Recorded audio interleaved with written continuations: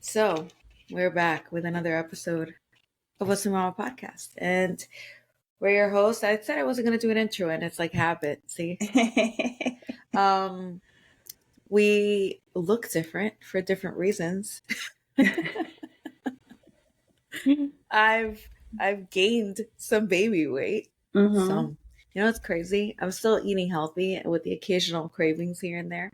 But it doesn't matter. And I still work out, and it doesn't matter what I do. I'm still like, I gained 42 pounds, 45 pounds or something like that. It's inevitable.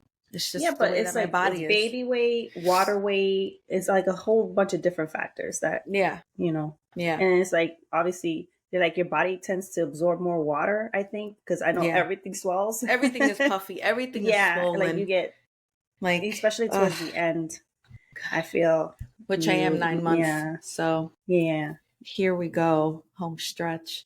And then you got your, what do you want to call this? There's different names. There's the mom haircut. There's the fabulous bob. Or what Sienna started calling me, the Karen. I was like, oh, okay. The Karen haircut? Yeah, I was like, I don't know where you're learning this stuff from, but fine. So it looks great. You look amazing. So you just went and did it, right? Yeah. You didn't tell anybody? No. So what was the initial? Sister and my mom, obviously, she had to come stay with Milo. Yeah. What was the initial reaction from everybody when you got home? No, my mom was dying for me to cut my hair like this because she's like, you used to cut your hair so short when you were a kid and it always looked cute. And she's like, you haven't cut your hair short. You always have it long. It's either on my shoulders or below my shoulders. Okay. So I was like, okay, yeah. I mean, I think I cut my hair like this in 2017. I want to say 2018 after I had Sienna. I went and I chopped off all my hair. Yeah. Wait. It might have been a little longer. But 6 years ago? Yeah. 6, 7. Yeah. Except soon to be 7. Wow. But no, it looks great. But did you have like fear when you were in the chair? Like, oh my God.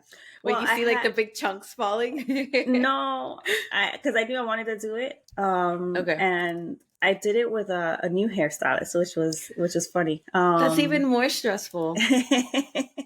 But I trusted her because I showed her a picture and I'm like, I know my hair's not going to look like this because the person in the picture, her hair is fine, like she's like, yeah, and then she's explaining it to me, and then she cut it, and as she was cutting it, she was like, what do you think? And like she was, like it was back and forth a lot. So I think she did a good job. I have to see how it looks when I do it. Because obviously when you go ahead curly and do too, you have to see. Well, she knows that I wear my hair curly sometimes. So she tried to keep it at a shape where it won't look like a triangle or it'd be too whatever. like a blockhead. She kind of like semi-dried it a little bit so we could see the curls. And she was like, it's gonna look, and then I think it's gonna look nice. It's gonna look nice. It's just that first you have to learn. Wash is always like, oh God, okay, what's this gonna look like when I do it? Yeah, and then I have to figure out how to do it because I'm used to just straightening it out, right? So but it'll be easier for you too, doing your hair. I feel like shorter is a little more difficult because also you have like little space back here, so you have to grab that little hair and just like I have little hair. Yeah, that's true. I'm afraid I'm gonna like burn my neck doing it. Like I think I did that the first time. Okay. I did my hair, so now I just got to like kind of like. But it's the summertime too. Like, how often, realistically, are you going to be straightening your hair? Yeah, I mean, it depends. I don't know. I'm not sure. Like, can you put it up? Is it long enough for you to put it up or no? Yeah, I can put it up. It's just the front here is very short. See, so you have some flickles in the front. Yeah, that's cute though. So So you have like curtain bangs, right? Yeah, she did like face framing a little bit. Okay. In the front, which I asked for, so I could see. Not like straight. I don't like that whole straight cut and then just straight because it just like looks very boxy. So you don't like Jane this, from like that Daria. Like... yeah, with my hair. So yeah. Okay. No, but it looks great. Thank you. And then the initial reaction. What did Vic? I don't think you told me what Vic said. What did Vic say? Because Victor had he was doing that running in the JPN corporate challenge, and so he didn't see me that night. He saw me until the next day. And even then he just walked in and like, I don't know if he forgot or whatever. He just like, and then he goes, oh my God, it's so short. I love it. He likes it. He says that it's just weird for him because he's used to seeing me with long hair. Yeah. So, but he likes it. And then obviously Milo didn't care. He was just like, "You're back home. I'm just glad you're back, Mom." Yeah, you didn't leave me with grandma as I threatened him all the time. And Sienna said, called you the Karen haircut. The Karen haircut. But when she was like, I like it. It looks nice. And then she goes, "This is my second favorite haircut from you, Mom." She said, "I like you with long hair." With long hair, yeah, because she likes herself with long hair. So she's always like, now we don't look the same. Yeah. But she's also not used to this. All she knows is Mom with long hair. Yeah. So, but yeah, no, it looks great. How do you feel? Do you feel like refreshed? Do you feel, you know, like sometimes refreshed. I'll do things like color my hair or whatever. And I'm like, I needed this change. This is like a nice restart button. Yeah, I feel like I needed it for motivation because I was telling you that I like started gaining some weight after the surgery because of just the way my body's functioning now is a little different. So I cut my hair. I started working out. I started doing some videos on YouTube. So hopefully that sticks and I continue because that's another thing. I'm like very, you're motivated. Lazy about it. But now I'm like, okay, with the haircut, I feel like most of my body is now exposed. So I'm like, oh no, I have to do something about this. Like, this looks weird. Like, I don't want to look huge. You get it? Like, I don't know. Yeah.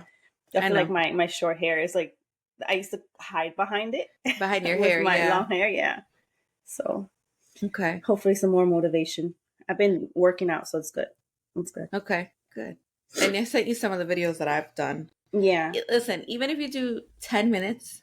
That's what I've been trying to do, at least 10 minutes every day, so I can kind of get into a rhythm and not be like super sore. Because I feel like once I start feeling like hurting and stuff, I kind of quit because it's like I don't like feeling uncomfortable. Yeah. You're going to feel some sort of soreness, but I understand what you mean. Like the one that you're like, oh, you're trying to get up, you're trying to use the bathroom. I don't want to do this again tomorrow. Like that's not what so I'm just going to gradually, because I know everything takes time. So I'm just like, all right, I'm going to gradually start doing something. So I'm not sitting all day. And it's not realistic as a mom of two, a mom of one, even though it's work out for an hour straight. Like I did, it's just not realistic. And I sat there with Milo jumping on me, and he was like, he dances along with me, or he'll do whatever along with me. He'll be like, I'm gonna do push-ups like Dad does, he says. Yeah. Except he's like pushing up with his lower body, which is funny. It's the other way. He like doesn't do the push-ups, so it's his legs forward and then it's funny. I'm like, what are you auditioning for Magic Mike? Like, what are you doing?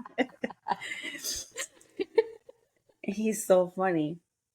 Well, he's trying. He's trying to be motivated with you too. So he kind of lets me do my thing, which is nice. And then hopefully when he starts school come September, he'll be like, I'll have more, like I'll have like 2 or 3 hours to do whatever I need to do in the morning. So you're doing part-time? Or I thought you were going to do full-time every day. No. So it's every day part-time. Okay. And you're doing the morning schedule, not the PM. The morning schedule, not the PM. Yeah. So many changes that are happening because Tom and I have also opted into, which I'm struggling with that decision of putting Derek in like a pre-K program, which aside from the crazy amount of money that it's going to cost, which holy shit, like I knew this and we've talked about this, but $10,000. I know for a part-time. It's half a day too, right? Part-time, yeah, part-time schedule to put your kid in something, and it's like, obviously, like, listen, we chose to become parents. We knew there's a sacrifice. We know the responsibility behind it. We get it, but like that's just crazy. Like this shouldn't be this expensive. This should be like one of those things, like, the no-brainers, universal health care. People shouldn't be starving. There shouldn't be a freaking housing crisis, like all of these things. And then you add on, your kids should be able to have an education and have, a good foundation without the parents going broke or whatever. You know what I mean? Like, or sacrificing or working 2 jobs or whatever it is. But that's just the America that we live in. Because if you go somewhere else, it's not the case.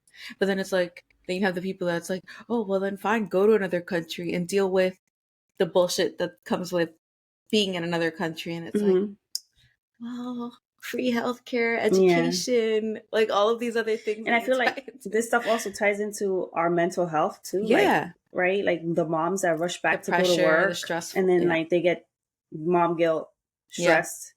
Like you're going through with like, you know, like, oh my God, I want to be able to be there and see things like you told me, like monitor him and, you know, transition him properly. But then you also have to work. And it's like, if we had the proper, I guess, like backup from the government, we wouldn't have to do all this so quickly. And it's so crazy because there are obviously programs, but you have to literally be in poverty. Like below, like you have to literally be struggling to the point where you're making less than $30,000 a year. In a city, in a state, New York, where it's like impossible to survive on. So you're making 30 something thousand a year in order to get a couple $100 of like food stamps, maybe free, right? Free childcare. Because even then, I don't know if it fully covers it. And all of that. But then you're struggling to even pay your basic bills. So it's a struggle all around. And then you're doing all that to then still have still not have your child with you. So then now you have the mom guilt on top of that. And then the shame of having to take public assistance or whatever it is. It's just like, I don't know. That can't be life, but it is life for the majority, for a lot of people, I should say, not the majority. It's just fucked up. But I'm dealing with my own emotions. My hormones don't help, obviously. Being 9 months pregnant and all these changes. I know it's not happening right this second. I know he's not starting. It's starting in fall. But just the idea of somebody else changing his diaper, you know, because we're still not fully into the potty training thing. Do they potty train in that they thing? do. Or try to they try to encourage it. But they were like, it's fine. Like, he doesn't have to be potty trained, which is great. But it is nice to start that program where it bridges like actual education versus like just somebody watching him. And they do have a Spanish like immersion program. So they have English and Spanish, which is nice. But it's just weird. Like, he's never been away from us. Like, we've always been the ones to take care of him. So I don't know. I was crying over it. Like, I mean, it's understandable. You going through all that, and then you're pregnant, and which adds to it. But you'll be fine. I keep telling you, you'll be fine. It's just it'll calm down. You'll calm down as you get closer to the date. Yeah. Well, you'll I don't know, because then I'll be in postpartum phase, and then I'm gonna also feel guilty because I'm not gonna have the same time with him either. But that there's another baby. That changes. You'll find ways to include Derek with the baby. You'll find ways to do it, because that's what I had to do, because I was always hanging out with Sienna. You know, that was a thing. Always hanging out together. We were always going up and down, going to the supermarket doing things, and then you add a second, and it's like a third. No, a third. I'm thinking 3 because that's what we were before. Oh yeah. Like, I'm like counting Victor in this. Yeah. And I think is what I'm thinking. I'm counting him as one of my children. I was like, wait, are you making an announcement too? No, oh my God, no. No, absolutely not. I have my hands full with these two. They're crazy. So, and I know you include them and stuff, but you'll try your best to include them. So you'll be fine. I think you'll be fine. It takes some time, because those first 2 weeks you're a mess. You know, you're coming down from your hormones, from from giving birth, and then, you know, all that. It takes some time. I know I was very hard on myself. I used to break down and cry, and Vic was like, "You're fine. You're doing great." It's like, you need to just relax. But are you talking about specifically the postpartum, or are you talking about putting Sienna in school? No, like the postpartum, but then also, like, I haven't spent time with her. Like, I haven't seen her or sat down or talked to her in like 2 weeks. I was like, because I'm so tired. But he was like, "Don't worry about it." Like, because the thing was that he used to pull Milo away with her, and they used he like include her to go play with him or whatever while I slept. So I wasn't really in part of that whole thing. So I used to feel bad because I was like, I don't really talk to her, but she was really sweet about it too. And you'll see. I'm hoping Derek's the same way. He'll be sweet about it too. I think he'll be one of those kids that's like, that's my baby. Like he won't wanna because I told you we got him a little doll. Or maybe I didn't. Maybe I told you offline because I hadn't announced it yet on the podcast. But in order to prep him for the new baby coming along, obviously there's different things you could do. But we got him a little doll. It's like a little baby boy doll, and it has like the pacifier, the little magic milk and magic juice that you tilt it and it disappears. Oh, yeah, my favorite. I love those. I'm still trying to figure that out. So we got him one of those, and the minute we got him, he was like, "Baby, baby," and he goes, "Wah, wah, baby's hungry." Yeah, it doesn't milk. Wah, wait till you hear it. Yeah, exactly. But he'll grab him. He would go to bed with him. He would like basically drag. Obviously, he would drag the doll. Obviously, like that's not what we want him to do with actual baby. But he would drag the doll wherever he would go, and like you see him like give him kisses to the baby and all that. So I'm hoping, that continues. I know it's gonna be different, but that was part of the helping of the transition. So we did that a couple months ago. Yeah. But it's still gonna be tough on me. I'm gonna cry. I'm gonna feel like shit. I know it. I'm gonna feel but like I said, horrible. It's gonna happen. You're gonna feel that way. I know. And it's okay. Myself like this is normal. It's okay. It's fine. Yeah. It's just it gets better with time. You just have to give it time. It's not gonna happen magically. I know because the first day that we had Milo come in, we had Sienna buy him a little doll. Or no, I bought a little doll so Milo can give Sienna. To Sienna, yeah. When he got home, so he had it in his like little hands, like on top of him, and I was like, "Look, he got you something." It was like a little Minnie Mouse. She still has it, and she's like, "Look, you gave this to me when you were a baby." Like she'll tell him now. Yeah. But that's she a good was idea. Like, at first when he started crying and all that stuff, like she was like, doesn't he stay quiet? Like, doesn't he shut up? Kind of thing. And she was like, "Can we take him back?" She told me that a few times. So get ready. I mean, I'm trying to think. How old is Derek? He's going to be 3 in October. He's going to be 3. So. It was kind of similar, almost the same situation. I would similar say. Gap, yeah. Yeah, okay. So, yeah. Because she was already like full-fledged telling me all her thoughts already by then. So she was going to be 4, right? She was going to be, she had just turned 3. Okay. Just turned 3. Yeah, so like a month. Yeah. When we had Milo. So she was like, "Can we take him back?" She said, because I think she was she was under the impression that the mailman was the one that bought him or something. I don't know if I remember. You remember I told you this, and she was just like, "Can we send him back through the mail? Like, get rid of him." I had no idea. I don't remember this. So there'll be some of that, but afterwards it was like we have some very sweet videos. Like she would feed him, like when they tried bottle feeding him, but he wasn't taking any of it because he didn't want formula. He wanted only But you never pumped, really. You just nursed. I couldn't because it's just the pump was uncomfortable for me. I would say like the first time around I did it, so I tried, but nothing was coming out because he was literally sitting there and just like eating.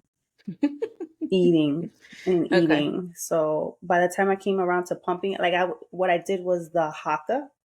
Okay. Yeah. So as he was eating on one, cause sometimes obviously it starts letting down on the other side too. So I was like, oh wait, I'm wasting stuff here. So I got that and actually liked that because it's just like pressure naturally just going.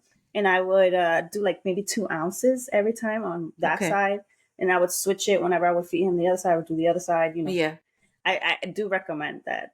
Yeah. Because I think that was more comfortable than that machine and the sound. I think that annoyed me so much. Like, like it sounded like I was a cow.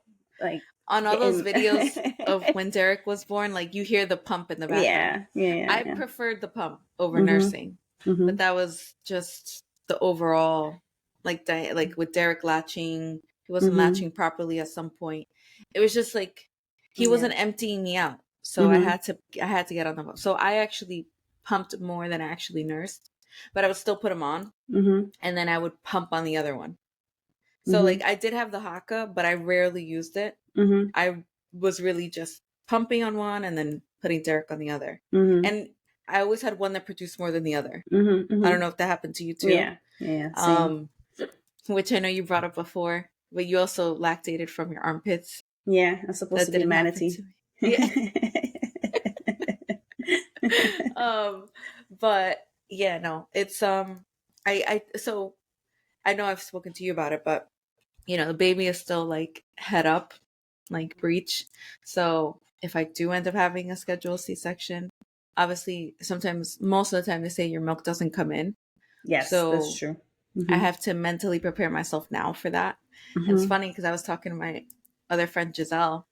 She's like, if I would know, if I were in your shoes, she was like, I would start trying to like squeeze it now, like squeeze milk out. I was like, this like shit's gonna hurt. Yeah, like stimulating, which you could, but your body is not like, if you squeeze hard enough and all that, like stuff's gonna come out, obviously, but it's not gonna be anything dramatic. But I was thinking about, and like we just started laughing, and I was like, that's actually not a bad idea to start stimulating it now. You know, but I'm sure there's ways to do that, right? Like yeah. And so, you know, I'm obviously not that's happy up to you about really having a C-section. But again, I did tell myself, obviously there's different things I'm worried about, right? Postpartum depression, postpartum anxiety. But I did tell myself I would put less pressure on myself this time around. Yes, so that's good. If formula is the route that I have to take, then that's what I have to do. I'll just stick with, you know, the organic, like whatever I feel is the best formula. I've done the research before. So I'll do that. It's just different because I'm like, I don't want to start it in the newborn phase, you know? So I'm coming now to terms with that, which is also why I'm so devastated with hearing that I might need a scheduled C-section, because it's so much more than just, is it natural, vaginal, or is it a C-section? There's many more decisions that are tied to that, especially the aftercare. Like, you know, it's already going to be a hit on my relationship and interactions with Derek, but then feeling like I can't do things for myself because it's major surgery. It's major surgery. And it's, you know, it's a lot. Like you have a toddler, and then you have, like, Tom is amazing. He's very supportive, but I'm very stubborn and very hard-headed, and I like to do things myself. Cabeza dura. I'm still working out now. I'm still lifting 40 pounds and doing what I have to do. To go from that to then being like, I need help to get up off the toilet, or like to... But come on, you're gonna have incisions. I understand that. You're gonna hurt yourself, and that's gonna be worse in the long run. I know. Which actually reminds me. So this time around, I didn't have a baby shower. I did have a maternity shoot because I just felt like I needed to capture it, and the same way I did it before, because I felt blah this time around. I felt so like, and maybe I felt that way too before, but I don't know. Maybe because I had more time to myself. I didn't feel as blah, obviously, because I wasn't running after a toddler, keeping up with, little different, you know, work expectations, switching jobs, all these other life things that have happened this time around. And then I was like, let me just do the maternity shoot. So I did the maternity shoot, and I was talking to Teresa, that's her name, and she was telling me she had 2 C-sections. And she was like, the first time around, she said she felt good, like within the first week or 2.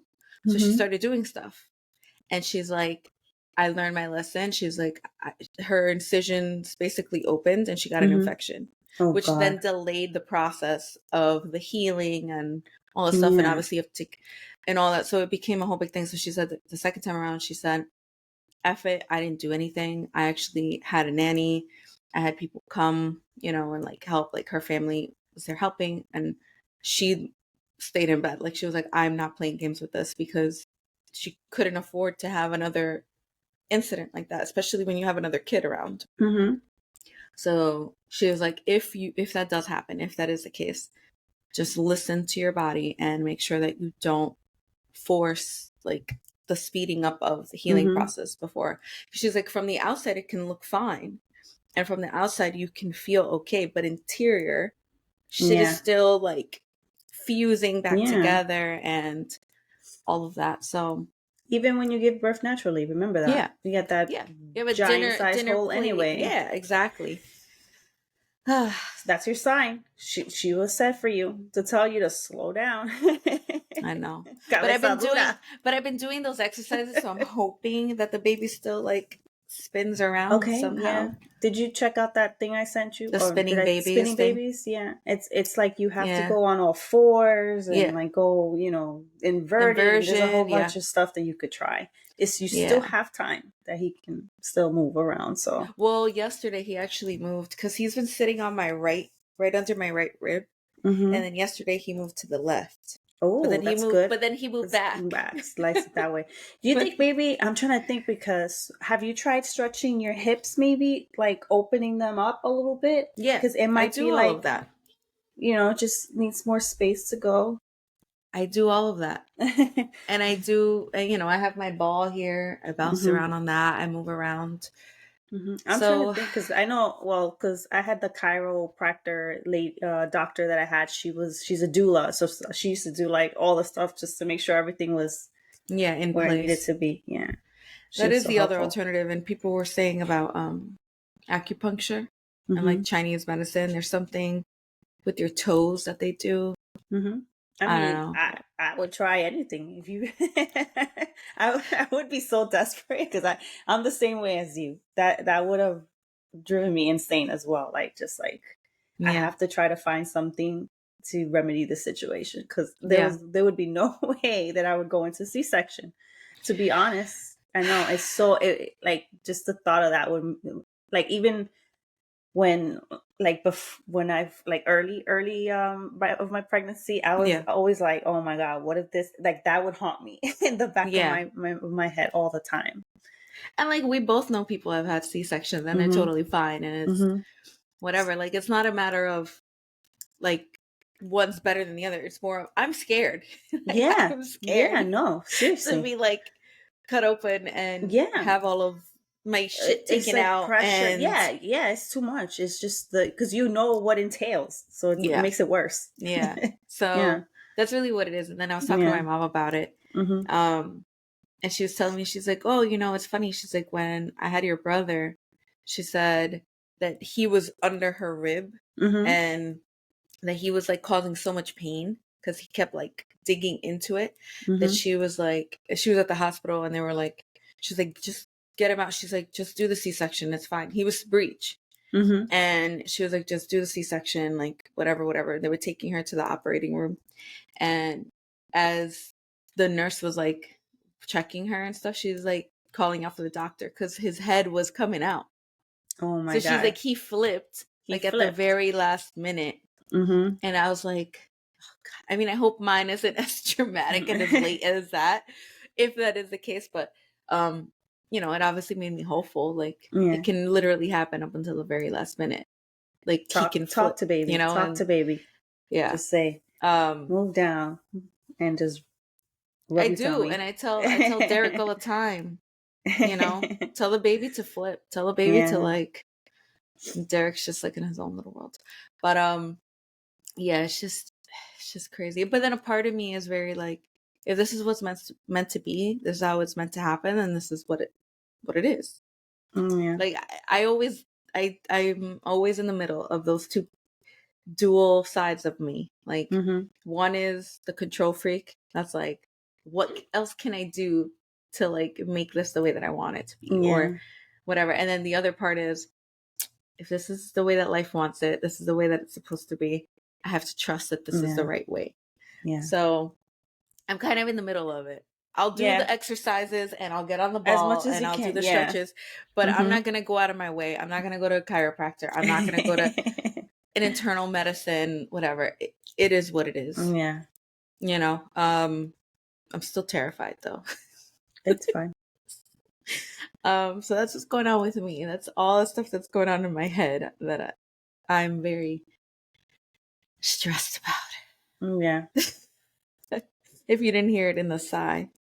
It also changes the due date, which, how do you feel about that? Because I know you. So I don't want. It's like it kind of like speeds everything up for you, right? Are you even? by like 2 weeks. You have baby room yet? I mean, we don't have a baby room. Like, we're just gonna. Well, you have like your setup, right? Yeah. We went into storage and all that stuff. I still have to organize the clothes. Yeah. But I have time for that. Like, I'm planning on doing that later today. Okay. Like, it just speeds everything up by 2 weeks. Yeah. Which, yeah, okay, all right, I can get it done, but it's gonna sound so ridiculous. Yeah. Wait, what I'm gonna say next is gonna sound so ridiculous, but I don't want the other zodiac sign. Oh my God. Which one? What's the, wait. So which one? I don't want to say it because I don't want to create a divide, but. Because I know is it Gemini? You don't want Cancer? I don't want Gemini. You don't want Gemini? What's wrong with Gemini? I'm a Gemini. I know. That's what I'm saying. So is Jess. So is, I know. You know, one of my friends, Sabrina, like, but there's nothing. Have the best time with us? I do, but a Cancer is Scorpio, right? A Scorpio's, like, yeah. That's what me and my sister this always. This is gonna sound so ridiculous to people. That's why I don't tell like Tom or any of that. Like, but I was talking to Giselle about it, and then she started cracking up. She's like, I don't blame you. She's like, I don't blame you. I totally get it. She's like, because you have your mind already set on something, and you're like, all right, I'm well into this time frame. Mm-hmm. I knew it was gonna be a Cancer, you know, like, and whatever. Like, some people don't believe in this. I totally get it, but that's also one of the things that's floating around my head, and I'm like, that's funny because I didn't even think about that one. That's funny how your mind's thinking, because I was like, I have Leo. She's Leo and he's Virgo. I want to say Leo and right? Virgo. Yeah. I don't know. Yeah. I don't know much about those two. I know I have a lot of friends that are Leos. Leos are like natural attention, like stars. Which just couldn't be like far from where she is. So. Yeah. At least right now, you don't know that. Yeah. But Virgos are very giving and like earthy and very like loving and caring. Yeah, sounds like Milo. Yeah. So Sienna might do a change. But yeah, like little things like that. That's funny. Whatever. It is what it is. It's so silly. But like those are the little things where I'm offended. And I was low key. Jesus. But see, this is why. But then another part too, I almost kind of secretly hope that the baby would come on my brother's birthday or on the day that Tom and I met, which would fall under Cancer. Okay. So those are also another reason, like other reasons why I was really hoping that would be the case. Okay. But yeah, it is what it is. I mean, at the end of the day, it doesn't matter. Like, it doesn't matter.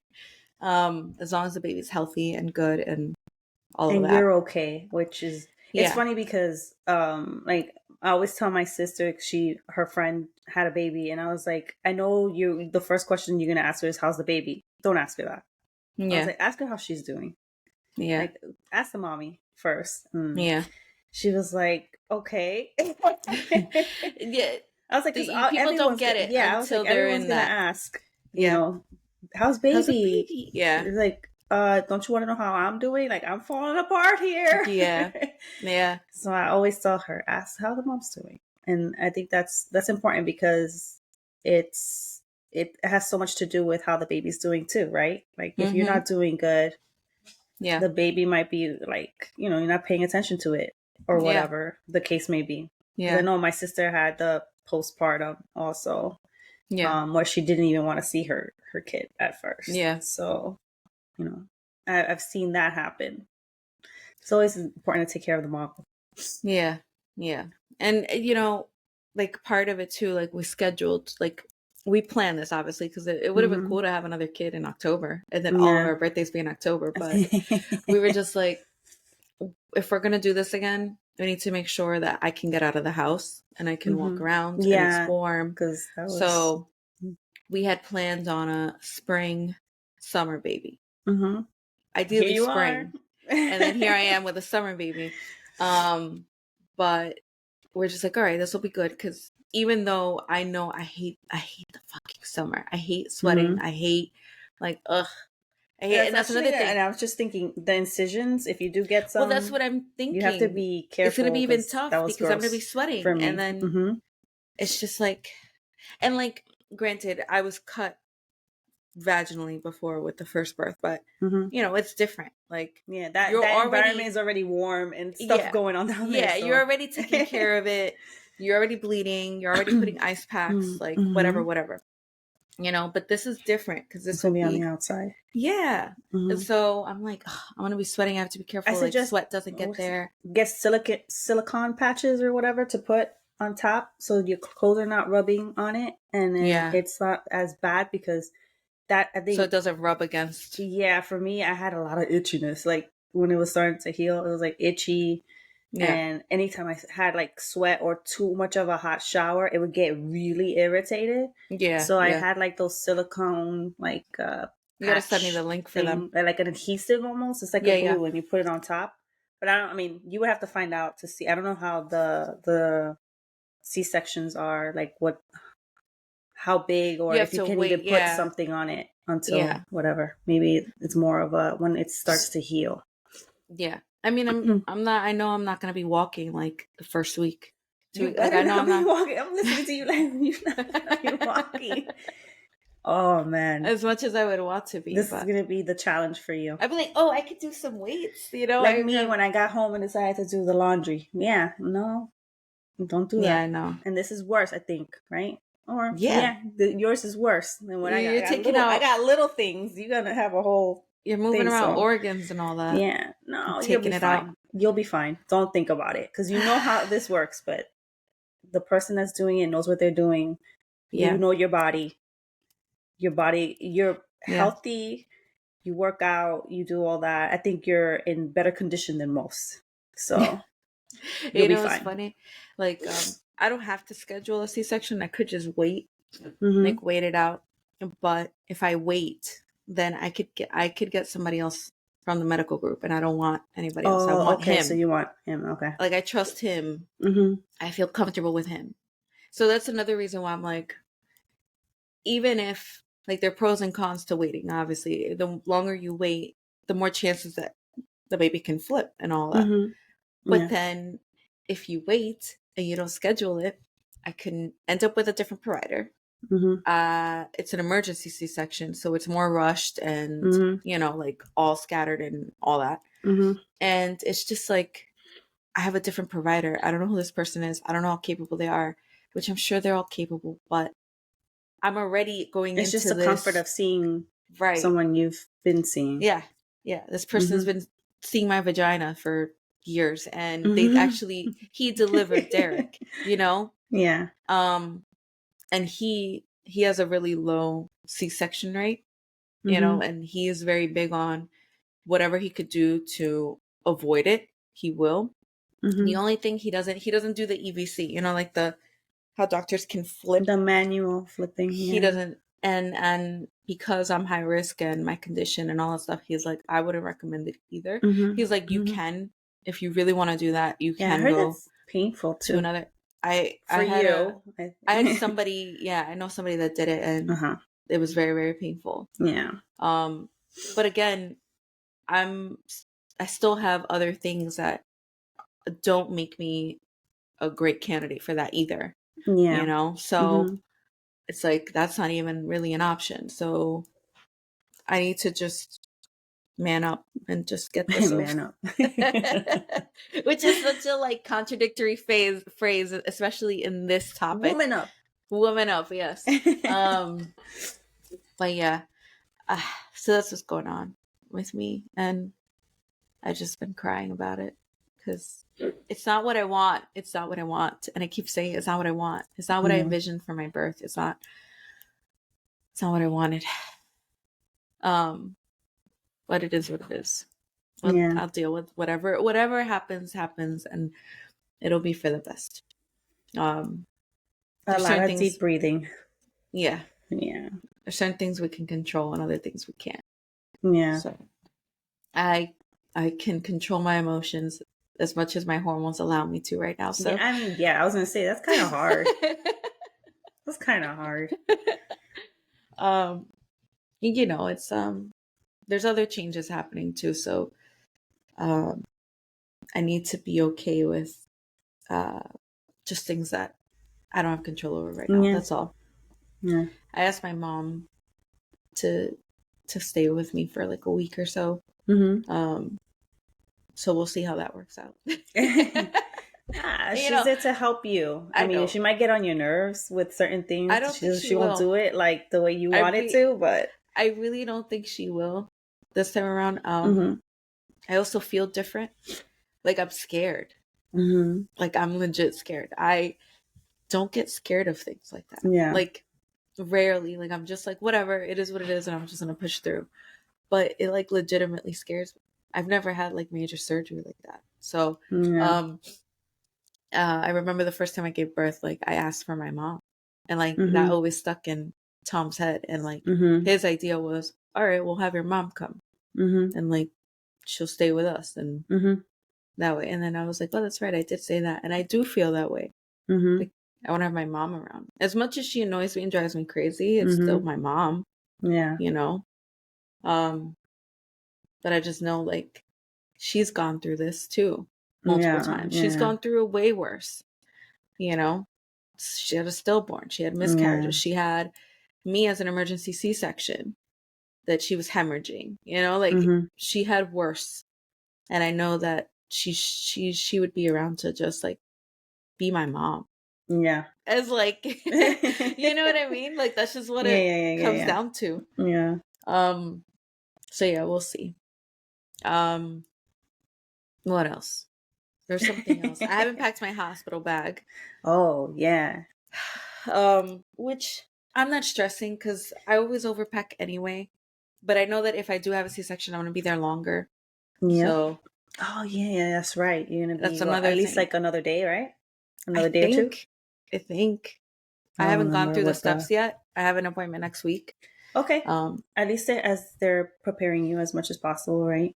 Yeah. Yeah. So, you know, that'll extend the stay. And that also changes like what you pack to put on your way back home, right? Like I would probably do a dress. A flowy at that rate, or something long, you know, like a to not dress. Be tight around your uterus area. Pelvic area. Pelvic, there you go. I'm trying to think. I was like, what's the word? Because it's not your stomach. Everybody's stomach. It's not your stomach. It's lower than that. Yeah. That's even worse. Like your lower abs. Yeah. Lower area. Making it worse. Sorry. No, it's fine. These are all things that I'm thinking about anyway. Yeah. But yeah, I just. Do you still? I'm trying to think. Would you still like? I'm guessing yes, right? Like you still would be bleeding like through vaginally. If like to discard whatever was left over. Right? Yeah, I would think so. Right? I heard you do. So you probably. But then I had diapers. I had other people say that you don't. Oh no! What they said is that you don't need the ice pack, obviously, because your vagina's not. Yeah. Sore from dilating 300 inches. Exactly. So yeah, you do still bleed and all of that. It's funny because I was texting Jess and I was like, I'm scared, and then she's like, well, look at the bright side. She was like trying to make me feel better about it, and she's like, well, at least you won't if it's a scheduled C-section, she's like, you won't have to fear pooping while you're pushing or whatever, because and I was like, I actually didn't poop. I know I mentioned it before. I threw up. So that's that, but it's just little things like that. I know I shouldn't be this scared. I understand. No, people do this. It's a lot of moms. Yes, some moms even opt for it. I totally get it. It's your first time, and it's not something you were thinking of in your plans anyway. So that's why it adds another layer to it. So yeah, but yeah, so that's what's going on. And I don't think I mentioned it before. No, I didn't, because you asked me if I was going to reveal the gender, right? And I don't think I did. Did I? No, I don't. You didn't say it. You never said it. No. Yeah. So I'm gonna be a boy mom. So a double boy mom. A double boy mom. But not the typical boy mom. Like, my boys won't get special treatment just because they're boys. Not a Latina boy mom. You know, the old school. I won't become like my mom and all of them. Yeah. Where the boys can do no wrong. And I think about that too. You know, like I want my boys to have like emotional intelligence and be a good human being, be a decent person, and not think that because they're a male, like born as a male or whatever, like they have certain privileges and automatic, I don't know, what's the word I'm looking for? What's the word? Male privilege? Male privilege. Yeah, that's a good one. Or like be machista? Machismo, yeah. Like I don't want that. But you know, Tom isn't like that, and we're both very much on the same page about how to discipline our kids. We have an Irish rugby team going on. Yeah, pretty much. It is funny because we were between two names, and Tom's been calling the baby the second name that we didn't go with. And I was like, do you want to change it now? We can't change it now. I have jewelry with his initials. I have jewelry with his actual name, and things like that. He's like, no, it comes out. So like the second name that we were going to choose was Declan, which is very, very Irish. And then all I keep hearing Declan, I was like, no, I keep hearing it in my mom's voice. Like, Declan. I'm going to call him Declan. These parents come up with the weirdest names. That's just funny because Jess was sending me like the Mexican parents, how they mess up people's names. And like she sent me like a TikTok. It was funny. And I'm thinking like my mom was really bad at pronouncing Sienna's name. Was she? At first, she would call her Sienna. Sienna. I was like, no. And it makes her sound like she's saying anciana. And I was like, don't call her that. Like I had to repeat it so many times. Now, 6 years later, she finally says it correctly. Okay. Was Milo ever difficult for them? Milo, no, I think she it might have taken her a little bit to say Milo, because I think at first they thought of like because it's Milo? Milo, a Colombian chocolate isn't milk. It? I was gonna say, isn't it a milk? Milo. So that's what I'm sure that's what they call him in Ecuador. Yeah. So whatever. Yeah, the names are tricky, but we're sticking with the chosen name. Yes. It's too late now. And I really like that name. So we'll see. What else was there? Oh, we never did the reboot of the babysitting. Yeah, we should probably recap that since we had so many issues with that.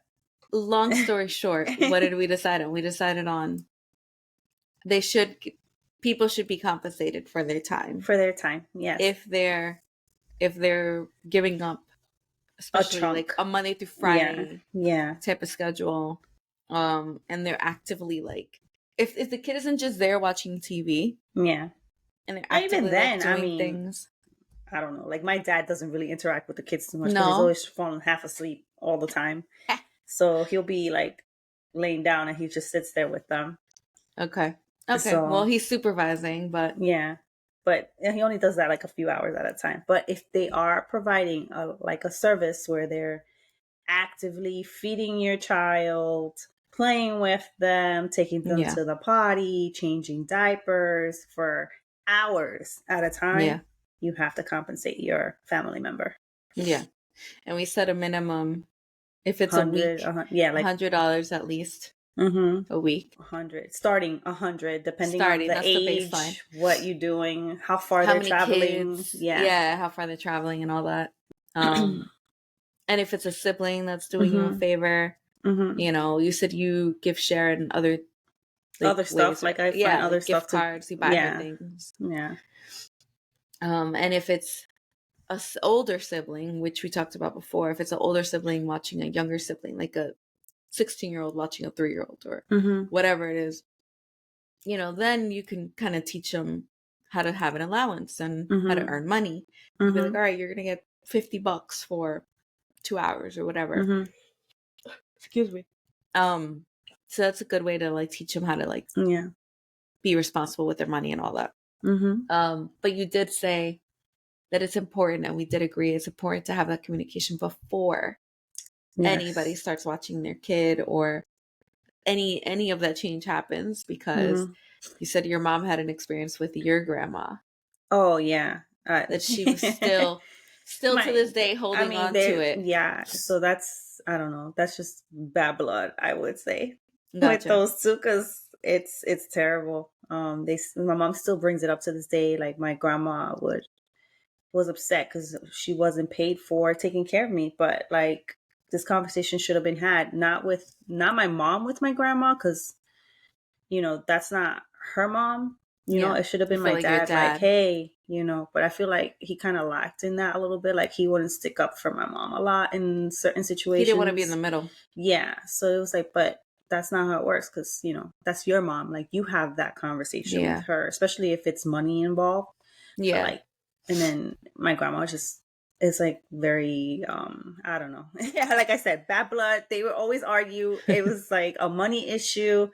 She loved taking care of me, but she also wanted to get paid. I mean, come on. Yeah. She was coming and spending from like what I want to say around 8:30 to about 2:00. I would say she was with me. That's a long day. Every day while my mom worked, she would take the train up because she was like 20-minute ride up. So, so they never compensated her for it. I don't think. I'm sure my dad gave her stuff like randomly, but it wasn't like a thing. She wasn't working, so she was like, it was her major source of income to say, but it wasn't really bringing anything in because nobody paid her regularly. So I don't know. So, but communicating is key, because if you just like, oh, you're doing me a favor, and they're not doing you a favor. Yeah. Well, there's a lot of people that believe that, though. It's like, oh, but you're the grandparent, so you should want to spend time with them. You should be grateful that you're spending time with your grandchildren or whatever. Not if it's on a regular schedule. Yeah. Forcefully, and because you have to go to work. You have to rearrange your doctor appointments. You have to rearrange your own personal stuff in order to be there. Like that's work. Yeah. So that's wild. But yeah, so that was the conclusion of that. And then what was the other thing that we were talking about earlier?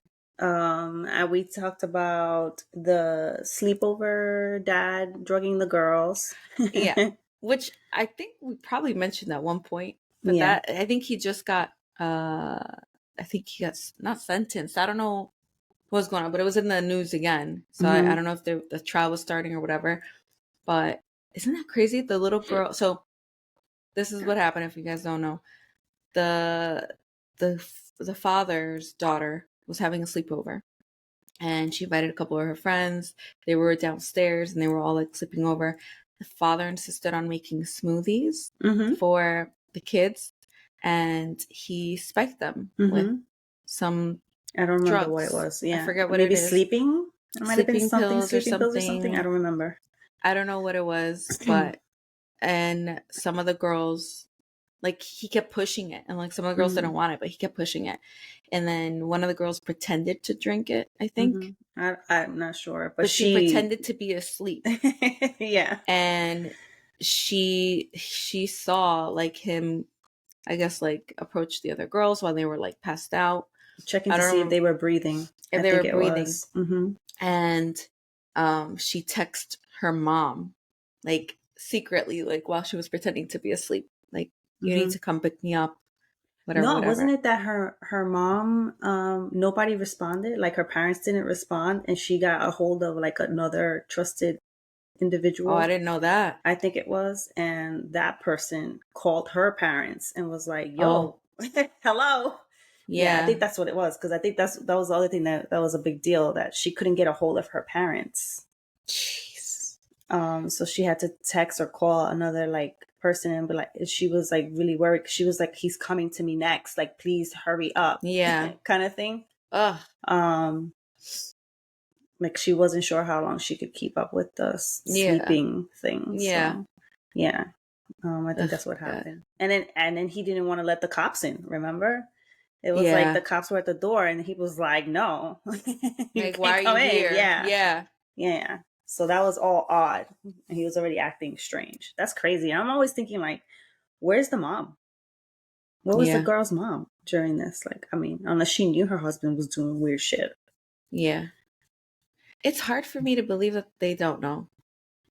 Like, so people disguise themselves sometimes really well, and you never know who you're sleeping next to. That's true. But it's just, I don't know. If you're in a home and like, I don't know. Maybe I'm that's sure just there's because like signs of weird stuff, but like you but turn then a you blind probably eye think, to, and you're like, maybe. no, not this guy. Yeah. Not this person. Some, like, you don't know. Some people are just like, that can't be it, right? Like, whatever. Like, that's crazy thought. That's or a they're crazy good thought. at covering it up, like, oh no, this is what I was doing instead. You know, like, you don't know. And you just try and give people the benefit of the doubt, I think. Like, oh, they're just being a caring parent or involved parent. Like, you know? Like, you know how, like, you have those moms that's like, oh, well, my husband does da-da-da-da, whatever.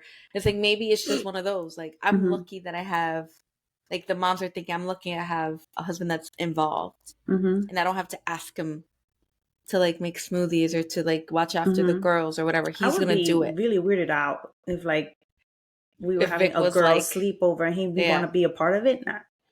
Yeah. That would be a red flag for me. I would just be like, why? No. It's like, it's a girl's sleepover, right? Yeah. Like, I wouldn't even want you here.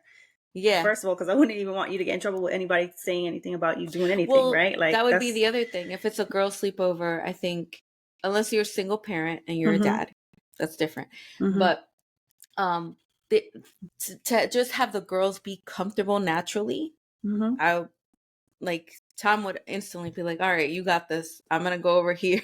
I'll go out or whatever. I won't be around. Type of stuff.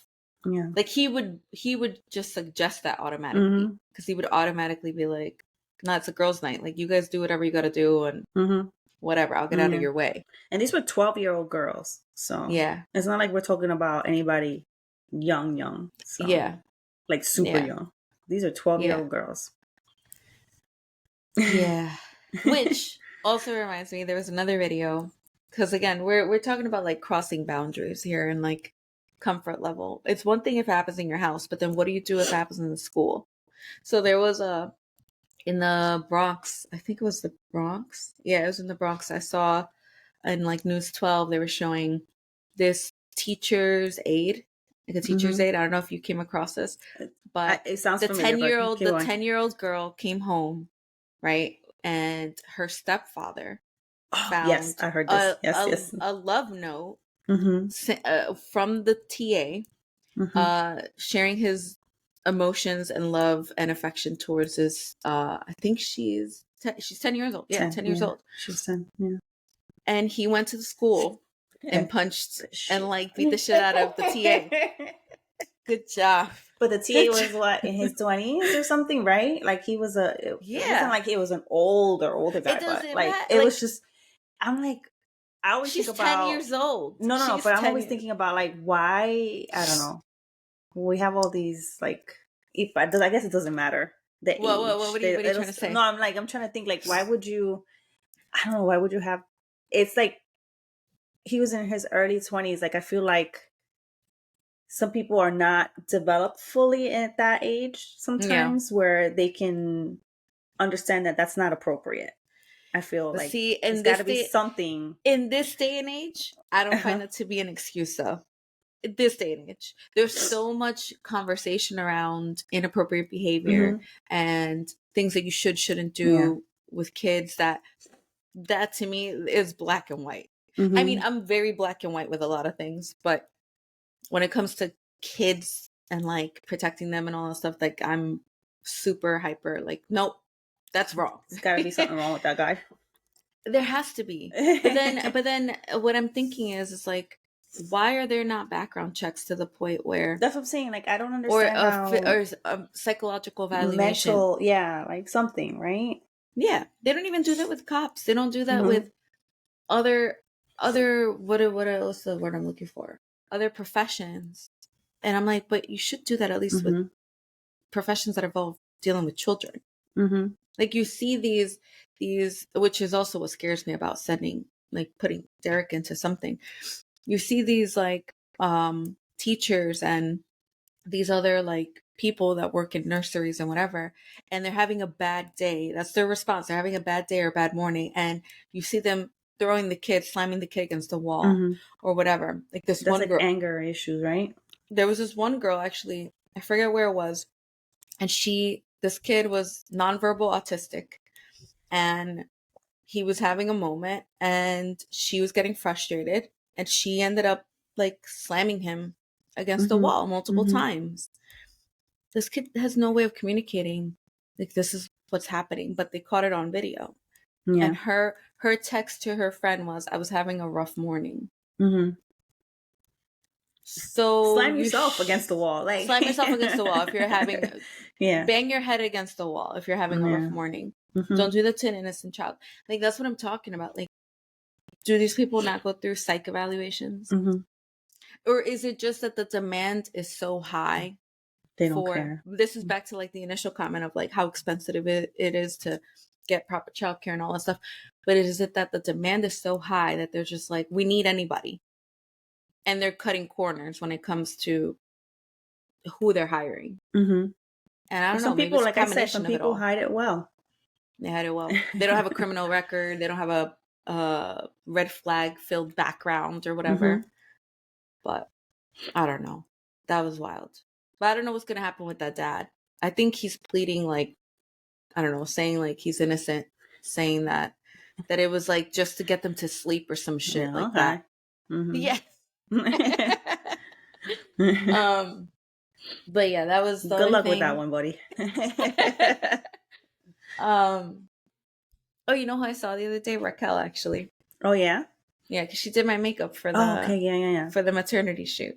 So, which I haven't gotten the pictures back yet, but I'm excited about. I don't know. That was like one of those like things that I would have normally told you offline. Yeah. I don't know. What was the other thing that we were going to cover before we go? Oh my God, there was one thing. Why do we always forget? The mom that had pictures uploaded on her thing when she found her son up for adoption. Yeah. So she had a public profile and she was posting pictures of her kid. And like, you know, innocently, like, you know, she was just like proud to show off her kid and, you know, their adventures and all that stuff. And then she came across, or did somebody send it to her? I don't know if somebody sent it or she came across it. But she came across her kid's photo on an adoption site. Like, what? That's wild. That's so crazy. People do everything. I mean, even like talking to you now, I always tell Victor, like, I'm terrified that they're going to use AI to replicate my voice to do something stupid. That happened to Scarlett Johansson. Did you not see that? To do something stupid, or our images to do something else. Like, you know, like. Yeah. So I'm like, whatever. The internet is forever. The internet is forever. We've said it before on different episodes. Better me than any of my children or any of that. So I was like, whatever. Yeah. Which is another thing I've had you on my mind too, because when looking at where to put Derek, like, that's a conversation that I'm having with them. Like, I don't want him posted on any website. I don't want him shared on any, you know, public, whatever. Like, if you're going to send pictures, send it to me, to Tom, but that's it. But yeah, no, like, that happened to Scarlett Johansson. She had a contract with some AI company that was doing like some sort of Siri kind of thing. And she ended up not going with them. And they asked her, I think like the day before launch or something, like, are you sure you don't want to do this or whatever? She said, no, I don't feel comfortable, whatever. When they actually launched it, her friends and other people that know her like heard the voice, and it was her voice. Like, it was a replica of her voice. So she's suing them. Isn't that crazy? Yeah, wow. People just do anything now. AI has become so you don't know what's real, what's fake anymore. Yeah. I don't know. It's a scary world. That's another thing. I'm like bringing another kid into this world, and it's the scariest world. But it's always been the case. Like, all this shit that's going on around the world, all these kids, all these like war that's going, like all the shit that's going on. Yeah. Don't even start about the political climate. Like, yeah. When Don't in get me started. When in history? No me toque la boca. What isn't it crazy though that we could have a felon as a president? And based on like the laws in New York, like because he was obviously tried in New York, he can vote still. Yeah. Is that crazy? When most felons can't. If you have a criminal record, you're not supposed to be able to vote. Yeah. But I don't know. Shit is just wild. Like up is down, down is up. I don't know what's.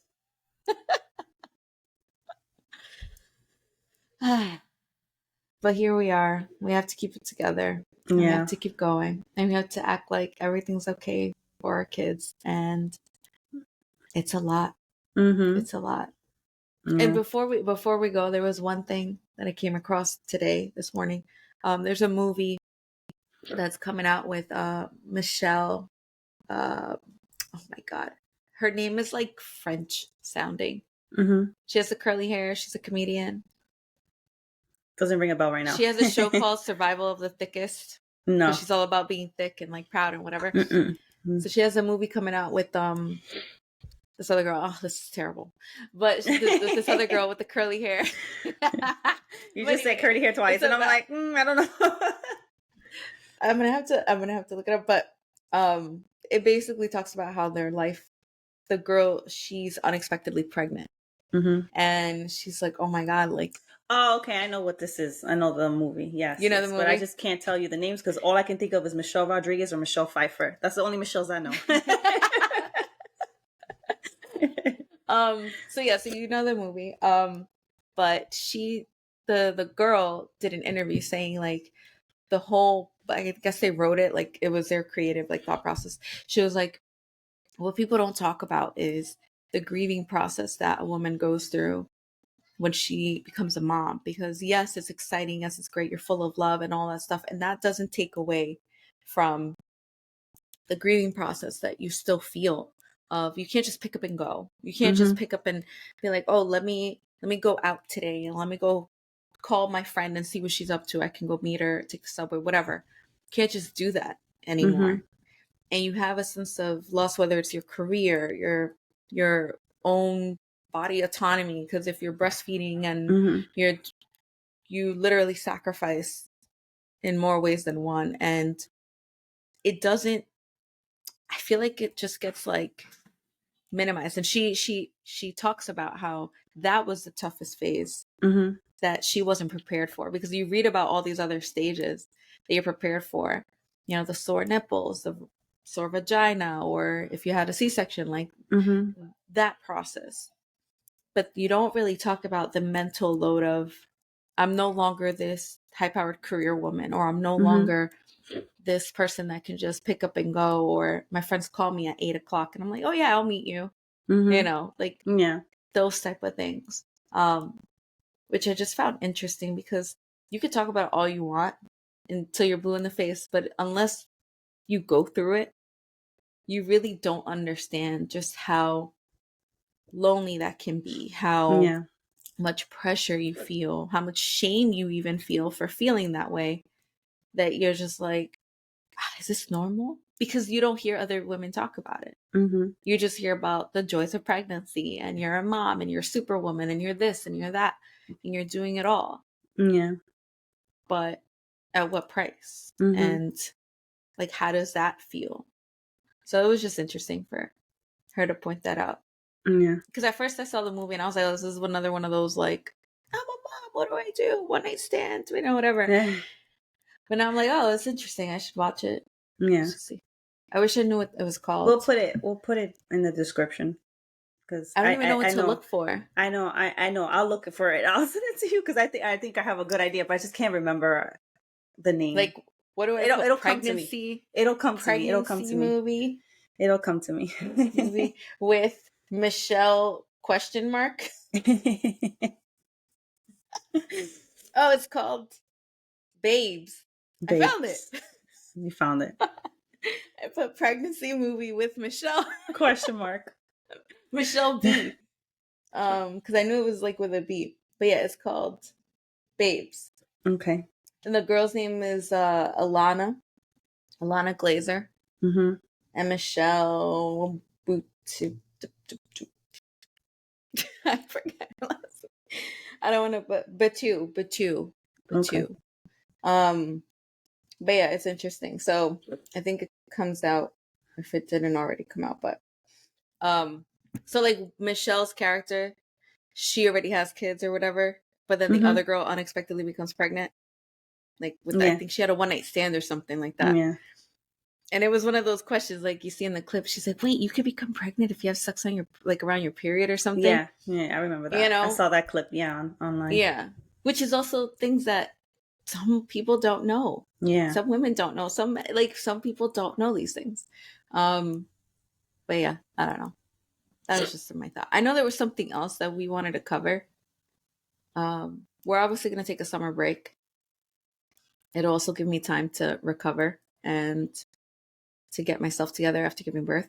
And yeah, we'll have like a couple more episodes, which will probably be a Father's Day episode. And then I'll be probably in a scheduled C-section when that airs. So we'll see. We'll see what happens. Yeah. All right. Anything else?